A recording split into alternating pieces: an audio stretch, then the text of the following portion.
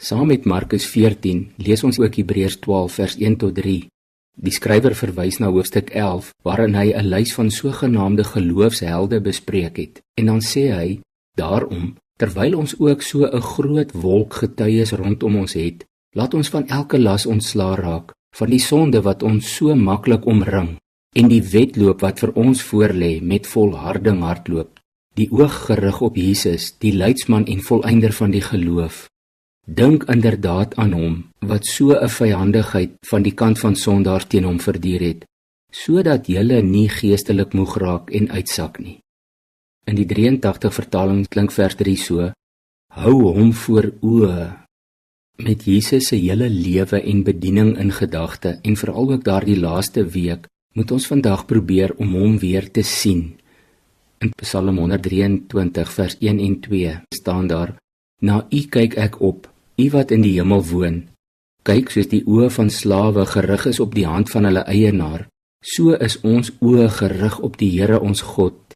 En onthou ook wat daardie aand daar in die boefretrek gebeur het, waar Jesus die nagmaal ingestel het. In Johannes 13 van vers 12 af lees ons, dat nadat hy die disippels se voete gewas het en weer sy boklere aangetrek het, het hy aangeleen om te eet en vir hulle gesê, verstaan julle wat ek vir julle gedoen het? Julle noem my meester en Here, en julle sê dit tereg, want ek is dit. As ek julle Here en leermeester dan julle voete gewas het, behoort julle ook mekaar se voete te was. Ek het immers vir julle 'n voorbeeld gegee, sodat julle ook kan maak soos wat ek gemaak het. En nou is my vraag net, sien jy vir Jesus? Hou jy hom voor oë? Kyk jy vir hom?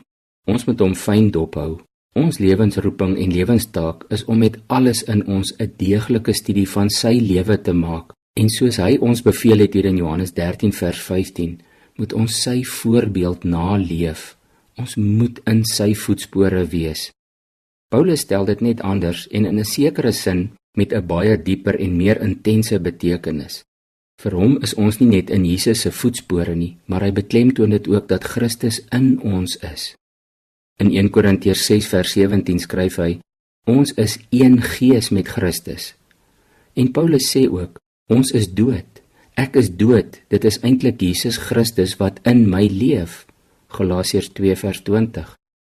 Besef jy wat die impak van hierdie waarheid is?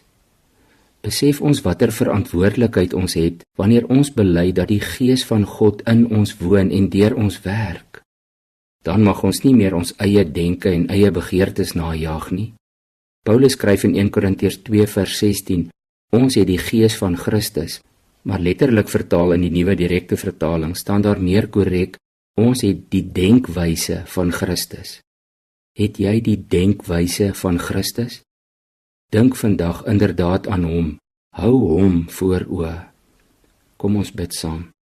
Here, gee tog genade dat alles wat U ons geleer het, nie net by die een oor sal in en ander kant uit nie, maar dat ons waaragtig U Gees en U denkwyse sal hê en sal uitleef, dat ons nie net U voorbeeld sal bewonder nie, maar dit ook sal navolg.